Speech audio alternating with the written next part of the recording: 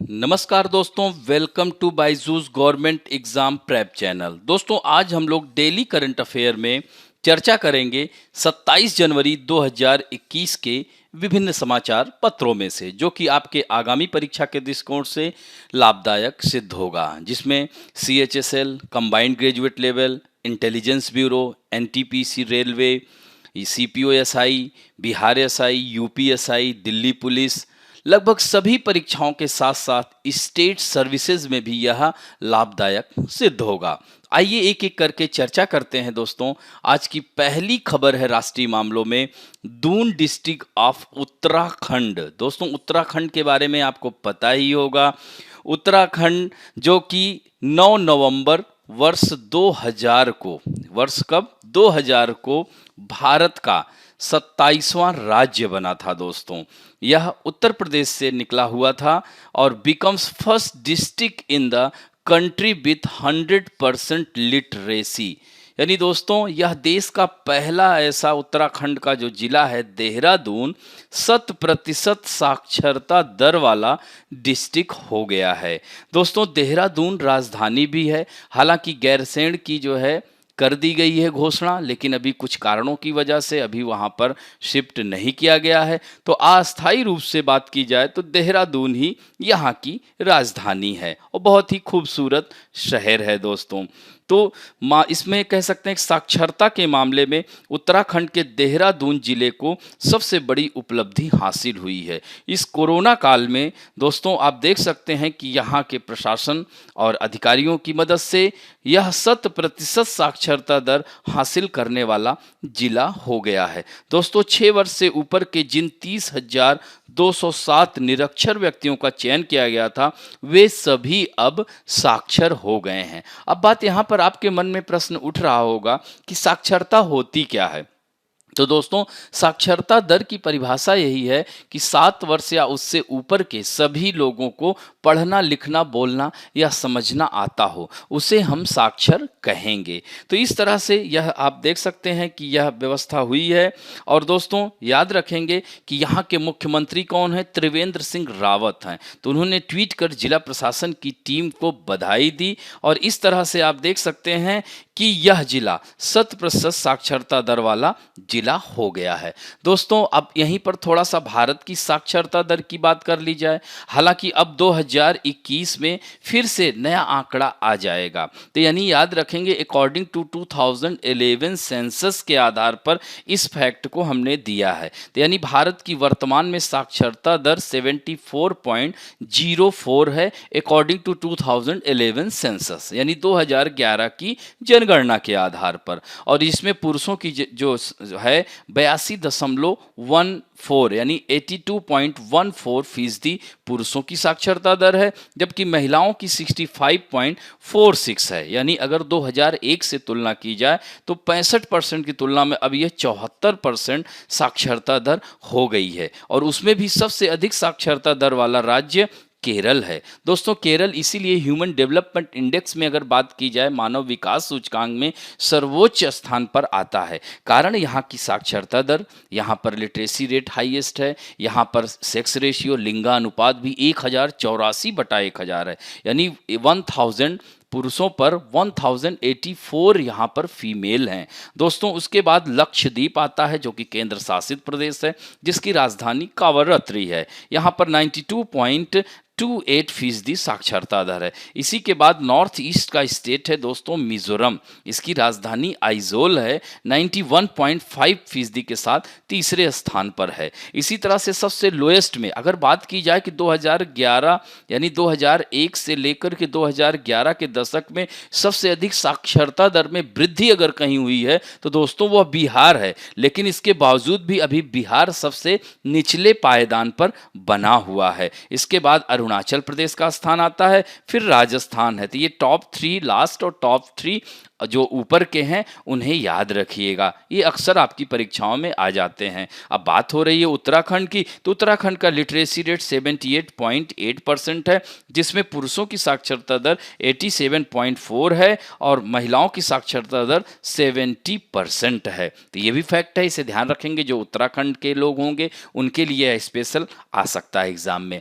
अब दोस्तों थोड़ा सा उत्तराखंड के बारे में जान लेते हैं। तो यह उत्तराखंड का मानचित्र है। इधर आप देख रहे हैं नेपाल की सीमा को, हिमालय ऐसे ही तो जाता है। तो यहाँ पर लेसर हिमालय में यानी लघु हिमालय में जो जो जो ढाल पाए जाते हैं, यानी on the slope of lesser Himalaya found small grassland या मीडो कहते हैं। तो लघु हिमालय के ढालों पर जो छोटे छोटे घास के मैदान पाए जाते हैं, जिसे कश्मीर में मर्ग जैसे गुलमर्ग, सोनमर्ग, टोनमर्ग सुना होगा, उसी तरह से उत्तराखंड में बुग्याल या प्यार कहा जाता है। दोस्तों याद रखेंगे, ये भी फैक्ट कई बार एग्जाम में आया है, बुग्याल या इसे प्यार कहा जाता है। इधर आप देख रहे हैं चीन की सीमा को भी स्पर्श कर रहा है। इधर नेपाल, यानी दो अंतर्राष्ट्रीय देशों को यह उत्तराखंड राज्य स्पर्श करता है। और दोस्तों यहाँ पर उत्तरकाशी है, यहीं से गंगा जी नदी का उद्गम होता है, जो भारत की राष्ट्रीय नदी है। यहीं से यमुना नदी का भी उद्गम होता है, यानी गंगोत्री से गंगा नदी, गंगोत्री यानी देखिए भागीरथी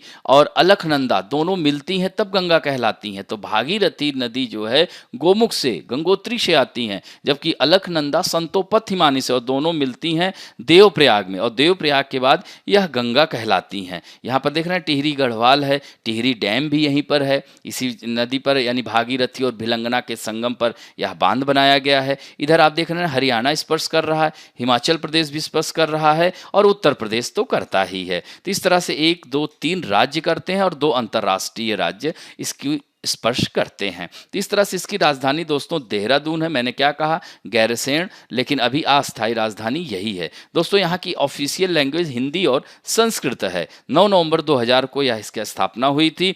यहाँ की बेबी रानी मौर्य यहाँ की राज्यपाल हैं और दोस्तों मुख्यमंत्री त्रिवेंद्र सिंह रावत हैं। तो इस तरह से अब आगे बढ़ते हैं नेक्स्ट खबर पे। लोकसभा स्पीकर इनॉग्रेट भारत पर्व 2021 ऑनलाइन। दोस्तों भारत पर्व जो इसका उद्घाटन, सीधे प्रश्न पूछ लेगा कि इसका उद्घाटन किसने किया, प्रधानमंत्री, लोकसभा स्पीकर या डिप्टी स्पीकर या प्रेसिडेंट या गृह मंत्री, ऐसे प्रश्न बन जाते हैं। तो भारत पर्व ये 2016 से पर्यटन मंत्रालय के द्वारा यह चलाया जा रहा है दोस्तों, और यह 2016 से यह प्रतिवर्ष 26 जनवरी से प्रारंभ होता है और यह ध्यान रखेंगे 31 जनवरी तक चलता है। तो इस बार कोरोना की वजह से यह ऑनलाइन उद्घाटन इसका किया गया। तो जिसमें लोकसभा स्पीकर कौन है, ओम बिरला हैं। ध्यान रखिएगा अनुच्छेद 81 में भारत की एक लोकसभा होगी, जैसे आर्टिकल 79 में भारत की एक संसद है, उसके 3 अंग हैं, राष्ट्रपति, लोकसभा, राज्यसभा। तो 52 में क्या है, राष्ट्रपति है, और 80 में क्या है, राज्यसभा है, और 81 में लोकसभा है। तो ये ध्यान रखेंगे। तो लोकसभा स्पीकर कौन है, ओम बिरला, और उसके साथ साथ संस्कृति एवं पर्यटन मंत्री जो हैं प्रहलाद पटेल हैं। तो उनकी मौजूदगी में भारत पर्व 2021 का उद्घाटन किया गया। ओम बिरला ने कहा कि भारत पर्व भारत की सांस्कृतिक विविधता यानी कल्चरल डाइवर्सिटी की अनूठी झलक पेश करता है। और दोस्तों यह भारत के 28 राज्यों, 8 केंद्र शासित प्रदेशों की कला, संस्कृति, भोजन, पहनावे, परंपराओं को जानने और समझने का अवसर मिलेगा इस कार्यक्रम के तहत। तो इस तरह से भारत पर्व का जो वार्षिक आयोजन 26 से 31 जनवरी तक ऑनलाइन मंच पर किया जा रहा है। पर्यटन मंत्रालय के अनुसार इस पर्व में संस्कृति मंत्रालय, आयुष मंत्रालय, उपभोक्ता मामलों के मंत्रालय, रेल मंत्रालय, नागरिक उड्डयन जैसे विभिन्न मंत्रालयों के साथ ही कई अन्य संगठन हस्तशिल्प, हथकरघा, संगीत, नृत्य, चित्र, साहित्यिक सामग्री और अन्य विशेषताओं को प्रदर्शित करेंगे। और ये भी कह सकते हैं कि इस अनूठी पहल से हम आत्मनिर्भर भारत की ओर, यानी हम अपने देश की कला संस्कृति इसको और ज़्यादा अपनाएं, न कि पाश्चात्य सभ्यताओं को। और दोस्तों यह पर्यटन मंत्रालय 2016 से, जैसा कि हमने बता दिया है, लाल किले की प्राचीर के सामने 26 जनवरी से 31 जनवरी के बीच लगातार मनाता रहा है। तो इस तरह से यह भारत पर्व भारत का गुण बताता है, भारत की क्वालिटी बताता है, भारत में कितनी डाइवर्सिटी है, चाहे वह कल्चरल हो, वह कह सकते हैं, चाहे वह भाषाई, आप देख सकते हैं कितनी सारी भाषाओं का प्रयोग करते हैं। हमारे हमारे संविधान में 22 संवैधानिक भाषाएं हैं और इसके साथ साथ बहुत सारी, यानी कहते हैं यहाँ पर हर 5 किलोमीटर पर यहाँ पर हमारी लैंग्वेजेस बदल जाती हैं। तो हमारे देश की एक अनूठी परंपरा है दोस्तों, तो यह महत्वपूर्ण है। अब बढ़ते हैं नेक्स्ट अंतर्राष्ट्रीय मामलों में, बात करेंगे स्पेस एक्स की। दोस्तों इसने नया कीर्तिमान स्थापित कर दिया है, इसने भारत के रिकॉर्ड को तोड़ दिया है।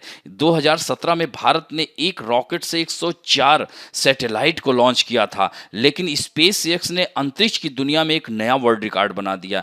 एक ही रॉकेट से 143 सैटेलाइट को अंतरिक्ष में भेज दिया है। दोस्तों इससे पहले इस कंपनी के साथ सबसे ज़्यादा, यानी जो स्पेस एक्स है, 48 सैटेलाइट को अंतरिक्ष में भेजा था। तो स्पेस एक्स अरबपति कारोबारी, यह स्पेस एक्स कंपनी किसकी है?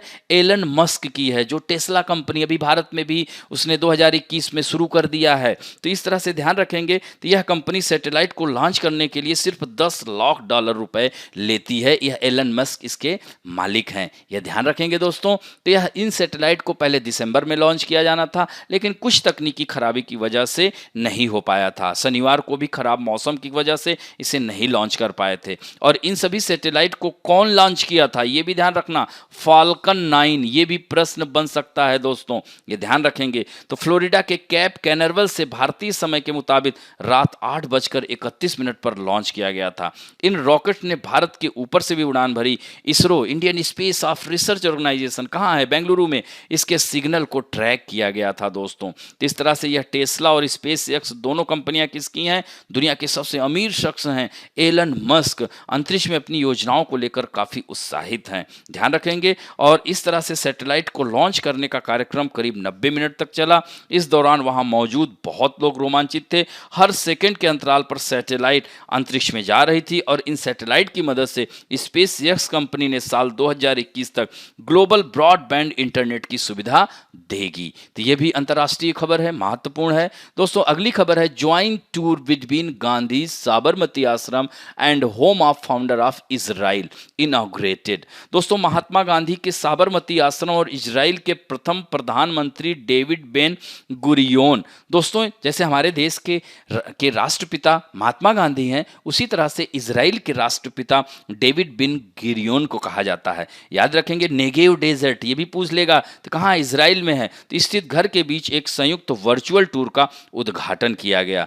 दोस्तों फरवरी 2021 से शुरू होने वाला मासिक वर्चुअल टूर दोनों देशों के संस्थापक जनकों, देखिए ना बात किया, तो जीवन के विभिन्न पहलुओं, उनकी प्रेरणा, अपने लोगों और विश्व के भविष्य के लिए उनके विजन और उनके कपड़ों जैसे उनकी जीवन शैली की प्रतीकात्मा को समझने में मदद करेगा। तो यह बहुत ही अच्छा, इससे भारत और इजराइल के बीच संबंधों में और प्रगाढ़ता आएगी दोस्तों। जैसा कि बेल गुरियोन महात्मा गांधी के बहुत बड़े प्रशंसक थे, अपने कमरे में उनकी तस्वीरें रखते थे दोस्तों। 1971 में उनका देहांत हुआ, उसके बाद से वह मकान खाली पड़ा है, बंद पड़ा है। तो इस तरह से अब यह आश्रम के रूप में डेवलप किया जा रहा है। तो संयुक्त वर्चुअल टूर इजराइल में भारतीय दूतावास की मदद से बेन गुरियोन हेरिटेज इंस्टीट्यूट और साबरमती आश्रम ट्रस्ट की यह पहल है। तो यह भी महत्वपूर्ण खबर है, पूछ लेगा हाल ही में किस देश में। तो इस तरह से, और इस तरह से भारत और इजराइल के बीच में संबंधों में और प्रगाढ़ता आएगी। अब इजराइल के बारे में थोड़ा सा देख लीजिए। इसकी कैपिटल जेरूशलम है, इजरायली शेकेल इसकी जो है करेंसी है। यहाँ के प्रधानमंत्री बेंजामिन नेतन्याहू, जो कि हमारे गणतंत्र दिवस पर उन्होंने बधाई दी, और यहाँ के जो प्रेसिडेंट हैं रियूवेन रिवलिन है यहाँ के राष्ट्रपति। ये आप देख सकते हैं, इधर सीरिया स्पर्श करता है, लेबनान इसकी राजधानी बेरूत है, सीरिया की दमिश्क है, जॉर्डन की अम्मान है, इधर इजिप्ट है जिसकी कायरो राजधानी है, और यह मेडिटेरियन सी को स्पर्श करता है दोस्तों। नेगेव डेजर्ट भी यहाँ पर, ये देख रहे हैं ना, नेगेव डेजर्ट है। इजराइल छोटा सा देश है लेकिन बहुत ही शक्तिशाली देश, यहाँ की तकनीकी सब बहुत अच्छी है दोस्तों। यहीं पर गल्फ ऑफ अकाबा एक बार आ चुका है, यह देख रहे हैं ना, इसको स्पर्श करता है, तो ये भी ध्यान रखेंगे। अब बढ़ते हैं India's diplomatic stature shown on Republic Day, mention of vaccine diplomacy in message from neighbouring country. दोस्तों इस गणतंत्र दिवस पर भारत एक मजबूत देश के रूप में उभर करके आया विश्व के बहुत देशों से। हालांकि कोरोना की वजह से इस बार कोई भी, याद रखना, कोई भी गेस्ट नहीं, कोई भी मेहमान नहीं आ पाया दिल्ली, लेकिन फिर भी इसके बावजूद भी विदेशी मेहमानों की तरफ से बधाइयों का तांता लगा रहा। उससे वैश्विक स्तर पर भारत के बढ़े कूटनीतिक कद का पता चलता है। भारत खास तौर पर बधाई देने में पड़ोसी देशों के अलावा, यानी पड़ोसी देश तो दे ही रहे हैं, भारत आज देखिए इसको वैक्सीन डिप्लोमेसी कहा जा रहा है कि 8 देशों में वैक्सीन भारत भेज चुका अभी तक। आज भी श्रीलंका में 7 लाख वैक्सीन की खेप पहुंच चुकी है। तो इस तरह से पड़ोसी देशों के साथ साथ ब्राज़ील, साउथ अफ्रीका, इंडोनेशिया, इन सब देशों को भी वैक्सीन मुहैया हमारा देश करा रहा है। तो इसको वैक्सीन डिप्लोमेसी कहा जाता है दोस्तों। तो इस तरह से भारत अंतर्राष्ट्रीय स्तर पर अपनी एक मजबूत पकड़ बनाते चला जा रहा है। ऐसे में चीन को एक बार सोचना होगा, अब बार बार भारत के चक्कर में नहीं पड़ना पड़ेगा, क्योंकि भारत को बार बार ये परेशान करने का प्रयास करता है और यहाँ भारत वैश्विक गुरु बनने की और अग्रसर है। तो दोस्तों इसमें बात करते हैं तो यहाँ पर जो महत्वपूर्ण है, तो जैसे पुतिन है, व्लादिमीर पुतिन ने, ब्रिटेन के प्रधानमंत्री बोरिस जॉनसन, उन्होंने तो इतना बोल दिया वो कि कोरोना जो हम लोगों का साझा शत्रु है, इसकी वजह से हम नहीं आ पाए इस बार,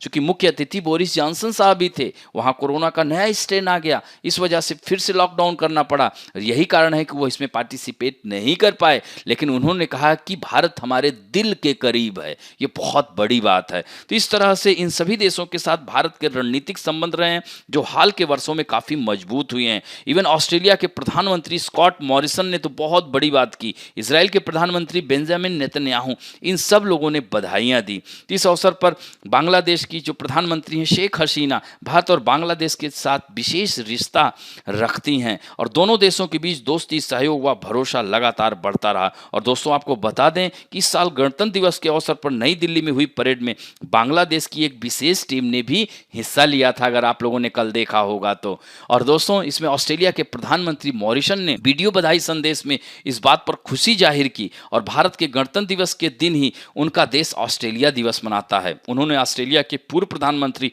अल्फ्रेड डेकिन के उस वक्तव्य को उद्धृत किया जिसमें उन्होंने कहा था कि वक्त के साथ दोनों देशों के रिश्तों में भौगोलिक दूरी मिटती जाएगी। सोचिए कब कहे थे और आज वो बात चरित्रार्थ हो रही है, यानी वह बात आज प्रासंगिक हो रही है। भारत और ऑस्ट्रेलिया के बीच संबंधों में बहुत प्रगाढ़ता आई है। अब आप देख सकते हैं क्वेड देश हैं जिसमें ऑस्ट्रेलिया, भारत, अमेरिका और जापान है, और इस बार के मालाबार एक्सरसाइज में भी ऑस्ट्रेलिया पार्टिसिपेट किया था। तो इस तरह से ऑस्ट्रेलिया अब वीज़ा में भी नरम रुख अपनाएगा, जिससे कि हमारे छात्र वहां जाकर के स्टडी भी कर सकेंगे। ब्रिटिश प्रधानमंत्री जॉनसन ने बताया ही कि भारत की भूर प्रशंसा की। उन्होंने कहा कि हमारे बेहद करीब रहने वाला देश है भारत, हमारे दिल के। इसी तरह से राष्ट्रपति व्लादिमीर पुतिन ने भारतीय राष्ट्रपति और प्रधानमंत्री को संदेश भेजा। उसने कहा कि भारत ने आर्थिक, सामाजिक, वैज्ञानिक, तकनीकी और दूसरे देशों में जो सफलता हासिल की उसे पूरी दुनिया स्वीकार कर रही। और दोस्तों जैसा कि आपको पता है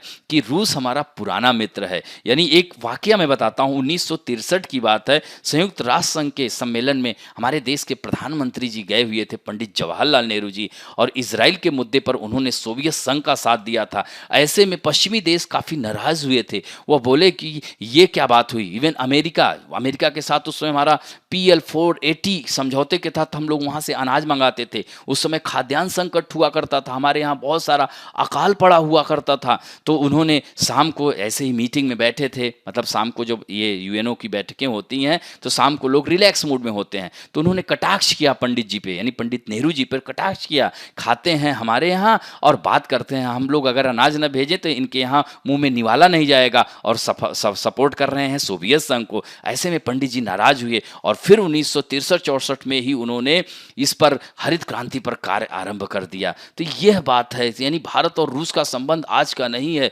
दशकों पुराना संबंध है दोस्तों, याद रखिएगा।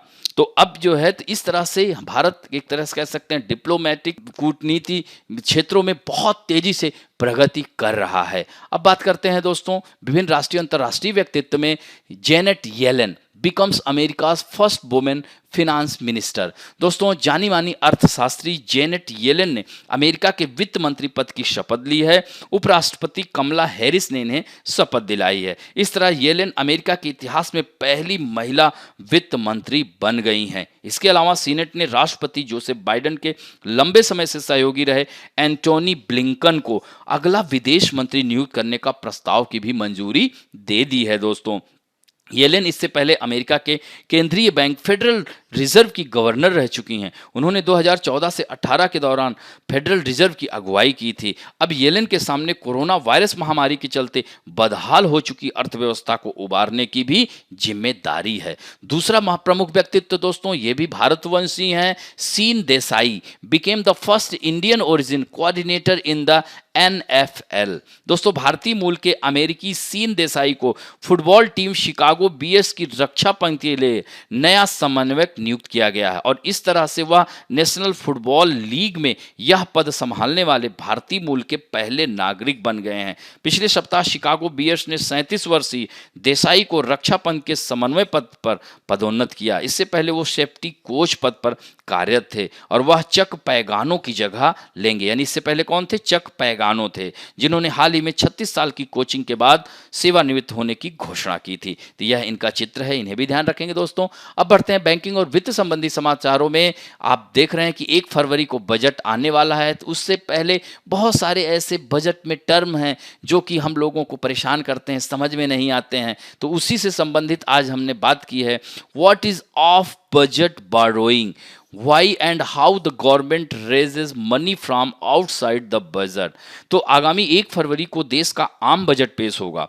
तो बजट से जुड़े कई टर्म ऐसे होते हैं जिनके बारे में हर किसी को पता होना चाहिए। बहुत सारे टर्म को तो अधिकतर लोग मतलब जानते भी हैं, लेकिन कुछ ऐसे भी टर्म हैं जो आज भी लोगों को कंफ्यूज करते हैं। तो ऐसे ही एक टर्म है ऑफ बजट बोरोइंग, जिसे ऑफ बजट फाइनेंसिंग भी कहते हैं। तो इसका सीधा संबंध फिस्कल डिफिसिट से यानी राजकोषीय घाटे से होता है। तो आइए बहुत सरल भाषा में, हमने इसमें नोट्स भी दे दिया है, इसी के आधार पर हम लोग चर्चा करते हैं। तो यह पहले सबसे पहले जानना होगा कि क्या होता है फिस्कल डिफिसिट यानी राजकोषीय घाटा क्या होता है। तो आसान भाषा में अगर समझें कि सरकार के खर्चे और कमाई के बीच, यानी जो खर्चा कर रही है सरकार और जो कमाई कर रही है, तो उसके बीच का अंतर है। यानी अगर खर्चे सरकार की कमाई से अधिक हो जाते हैं तो उसे फिस्कल डिफिसिट या राजकोषीय घाटा कहते हैं। हालांकि ये आपको पता होगा। वहीं अगर सरकार की कमाई उसके खर्चों से अधिक हो जाती है तो उसको फिस्कल सरप्लस कहते हैं, यानी राजकोषीय लाभ हुआ है। इसी तरह से दोस्तों ऑफ बजट बोरोइंग किसे कहेंगे? तो दोस्तों इसमें जैसा कि नाम से ही आप देख सकते हैं कि यह बजट से बाहर होता है। यानी ये वो कर्ज होता है जो सरकार खुद नहीं लेती, लेकिन इसे सरकार के निर्देश पर किसी सरकारी काम या प्रोजेक्ट के, यानी समझ में आता है, सरकार जो है इस पे डायरेक्शन देती है और सरकारी काम या प्रोजेक्ट के लिए लिया जाता है। उदाहरण के लिए सरकार का एक बड़ा खर्च होता है फूड सब्सिडी देना दोस्तों। तो 2020-21 में सरकार ने कुल बिल 1,51,000 करोड़ में से सिर्फ 77,892 करोड़ का ही बिल दिया, यानी बाकी का bill national small saving fund के जरिए चुकाया गया। तो यह नेशनल स्मॉल सेविंग फंड के जरिए ऑफ बजट बोरोइंग की गई। तो समझ में आई बात। और क्या होता है ऑफ बजट बोरोइंग से फायदा? तो फायदा यह होता है कि ऑफ बजट बोरोइंग का फायदा फिजिकल डिफिसिट को कम करता है, यानी राजकोषीय घाटे को यह कम करने में मिलता है, क्योंकि ऑफ बजट बोरोइंग को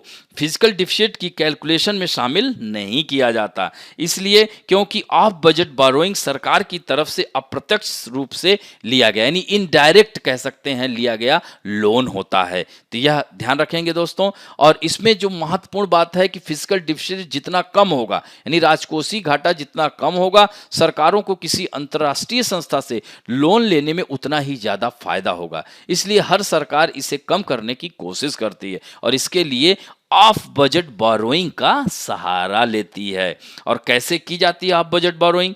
तो अगर सरकार को ऑफ बजट बोरोइंग के जरिए पैसे का इंतजाम करना होता है तो वह किसी एजेंसी को बाजार से लोन के जरिए या फिर बॉन्ड जारी करके पैसे उठाने के लिए कहती है, जैसे कि फूड सब्सिडी वाले उदाहरण में आपने देखा था। तो फूड सब्सिडी का आधा बिल चुकाने के लिए सरकार ने नेशनल स्मॉल सेविंग फंड से ऑफ बजट बोरोइंग की और अपने ऊपर पड़ने वाले बोझ को आधा कर दिया। यानी काम तो पूरा हुआ लेकिन उसका बोझ दो जगह आधा आधा बंट गया। तो ये रहा दोस्तों, ये टर्म है। आज हमने इसी टर्म की चर्चा की। अब बढ़ते हैं दोस्तों पुस्तकें और पुरस्कारों में।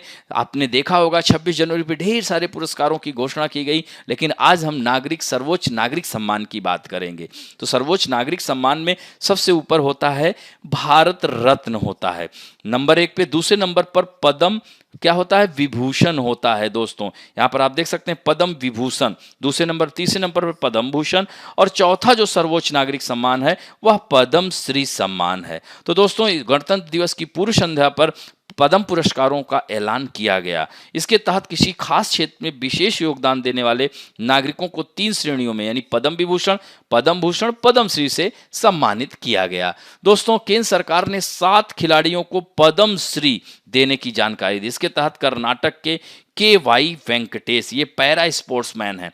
इसी तरह से हरियाणा के वीरेंद्र सिंह रेसलर हैं, उत्तर प्रदेश की सुधा सिंह एथलेटिक्स हैं, केरल के माधवन नाम्बियार एथलेटिक्स हैं, अरुणाचल प्रदेश की अंशु जाम सेम्पा पर्वतारोही हैं। इसी तरह से पश्चिम बंगाल की मौमा दास टेबल टेनिस या दूसरी ऐसी टेबल टेनिस खिलाड़ी हैं जिन्हें यह पद्मश्री मिल रहा है। और तमिलनाडु की पी अनीता बास्केटबॉल को, यानी इन 7 खिलाड़ियों को पद्मश्री के लिए चुना गया है। अब देखिए यहाँ से 2-3 प्रकार से प्रश्न आते हैं। एक तो यही सीधे सीधे पूछ लेगा कि वर्ष 2021 में कितने लोगों को पद्म विभूषण दिया गया था, यानी 7 लोगों को। इसी तरह से वर्ष 2021 में कितने लोगों को पद्म भूषण दिया गया, तो 10 लोगों को। और पद्मश्री कितने लोगों को दिया गया, 102। अब ये तीनों प्लस करके भी पूछ लेता है दोस्तों, तो यह तीनों मिलाकर के कितना हो गया, 17, यानी टोटल जो है 119 लोगों को इस बार पदक यानी कह सकते हैं पद्म पुरस्कार ऐसे कह सकते हैं दिए गए। इसमें भी 29 महिलाएं रही हैं।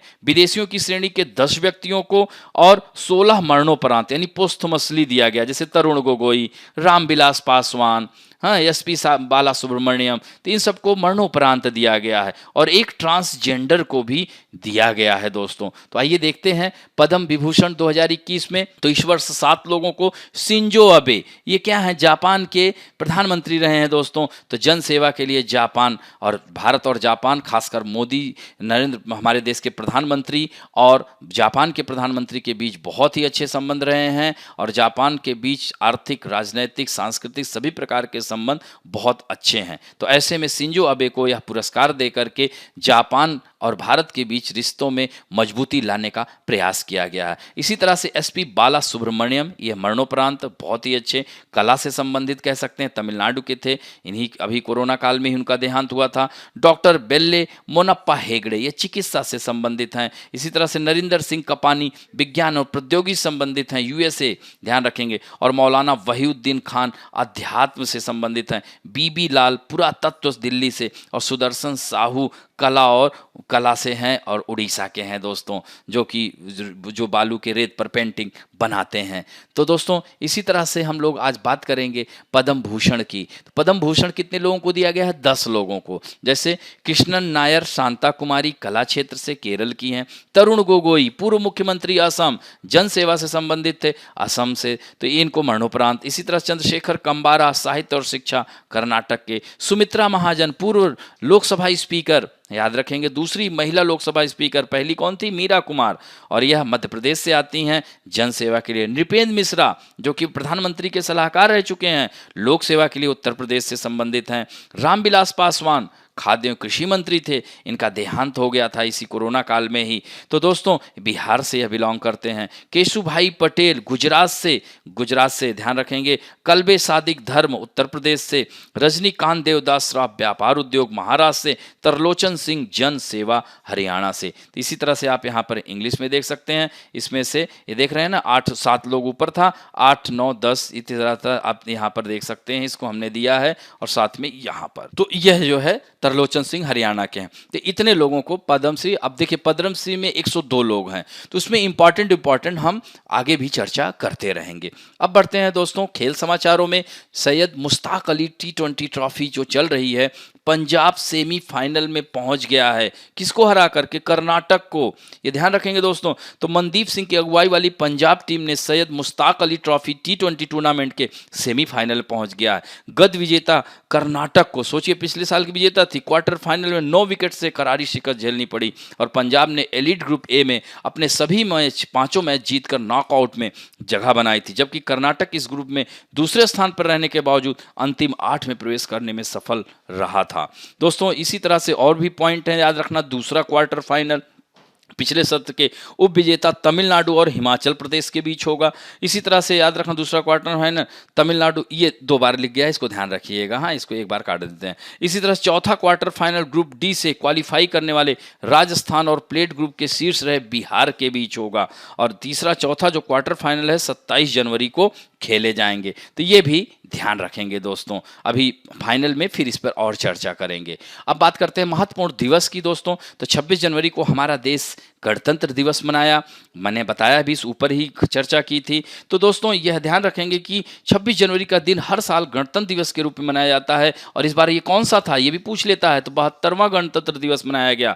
दोस्तों साल 1950 में 26 जनवरी के दिन ही हमारे संविधान जो है लागू हुआ था, और उसी के उपलक्ष्य में हर साल 26 जनवरी को हम गणतंत्र दिवस के रूप में मनाते हैं। दोस्तों एक स्वतंत्र गणराज्य बनने के लिए भारतीय संविधान द्वारा 26 नवंबर 1949 को ही हमारा संविधान अंगीकृत कर लिया गया था, लेकिन 26 जनवरी से क्यों किया गया, तो इसके पीछे भी कहानी है। यही कारण है कि हम लोग 26 जनवरी को ही मनाते हैं। तो ये ध्यान रखना दोस्तों कि साल 1929 में लाहौर अधिवेशन अध्यक्षता कौन कर रहा था, पंडित जवाहरलाल नेहरू, कांग्रेस की। 1928 में मोतीलाल नेहरू और 29 में उन्हीं के बेटे पंडित जवाहरलाल नेहरू लाहौर अधिवेशन में याद रखेंगे अध्यक्षता की थी। और इस अधिवेशन में पारित कर इस बात की घोषणा की गई थी, अगर अंग्रेज सरकार 26 जनवरी 1930 तक भारत को डोमिनियन स्टेट का दर्जा नहीं देती है तो भारत को पूर्ण रूप से स्वराज देश घोषित करना, स्वतंत्र देश घोषित कर दिया जाएगा। और जब अंग्रेज सरकार ने कुछ किया नहीं तो कांग्रेस ने 26 जनवरी 1930 को भारत को पूर्ण स्वराज घोषित दी। यही कारण है कि हम लोग 26 जनवरी को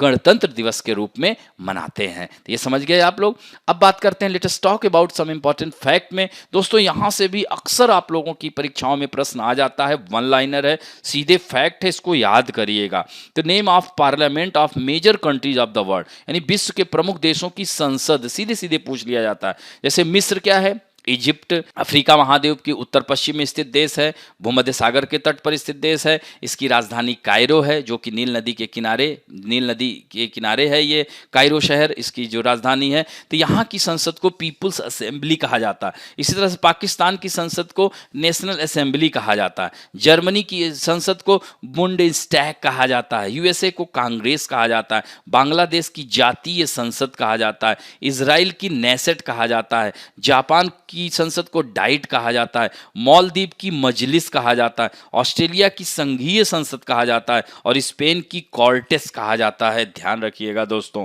इसी तरह से नेपाल में राष्ट्रीय पंचायत कहते हैं, रूस में ड्यूमा कहते हैं, चीन में नेशनल पीपुल्स कांग्रेस कहते हैं, फ्रांस में नेशनल असेंबली कहते हैं, ईरान में भी मजलिस कहा जाता है, मलेशिया में दीवान निगारा कहते हैं, अफगानिस्तान में शूरा कहा जाता है दोस्तों, और टर्की में ग्रैंड नेशनल असेंबली कहा जाता है, पोलैंड में सेज्म कहा जाता है, ये बहुत इंपॉर्टेंट है। इस तरह मंगोलिया में खुराल कहा जाता है, ध्यान रखेंगे। और डेनमार्क में फॉलकेटिंग, ये भी एक बार आ चुका है, एसएससी में इस तरह के क्वेश्चन खूब आते हैं। स्विट्जरलैंड में फेडरल असेंबली कहा जाता है, नीदरलैंड में स्टेट जनरल कहा जाता है, ब्राज़ील में राष्ट्रीय कांग्रेस कहा जाता है, और इटली में सीनेट कहा जाता है, और कुवैत में नेशनल असेंबली कहा जाता है, तथा सऊदी अरब में मजलिस अल शूरा कहा जाता है। तो ये 27 दिया है, ये बहुत महत्वपूर्ण है, कहीं न कहीं एग्जाम में आई हुई हैं, तो इन्हें ध्यान रखिएगा दोस्तों। अब बढ़ते हैं आप लोगों के सेक्शन में जो बहुत ही सुंदर उत्तर दे रहे हैं और सही उत्तर दे रहे हैं, ये सबसे बड़ी बात है। तो इस बार आज उत्तर देने वालों में हम चर्चा करेंगे। आज उत्तर देने वालों में सुकन्या जेना, मधु आशुतोष, मोनी गुप्ता, चांदनी रावत, सुनील रावत, नीलम सिंह, ज्योति गर्ग, विश्वजीत कुशवाहा, मिली, सूरज उपाध्याय, बहात यूनिश, खेतेश मंसूरिया, सौरभ चौधरी, राम बहादुर, शाहीना शेख, संजय नेगी, मुस्कान हारून शेख, विकास पांडे, इतने लोगों ने कमेंट और आंसर दोनों दिए हैं। आशा करता हूं कि आज और ज़्यादा लोग आंसर देंगे। तो आइए आज आपके सामने पहला प्रश्न है, हाल ही में देश का 100% साक्षरता वाला पहला जिला कौन बना? पटना, देहरादून, रायपुर या आगरा? नेक्स्ट क्वेश्चन है, भारत पर्व 2021 का ऑनलाइन उद्घाटन किसने किया? नरेंद्र मोदी, रामनाथ कोविंद, ओम बिरला या अमित शाह? नेक्स्ट क्वेश्चन है, स्पेस एक्स ने एक ही रॉकेट से कितने सैटेलाइट को अंतरिक्ष में भेजा है? 102, 104, 123 या 143?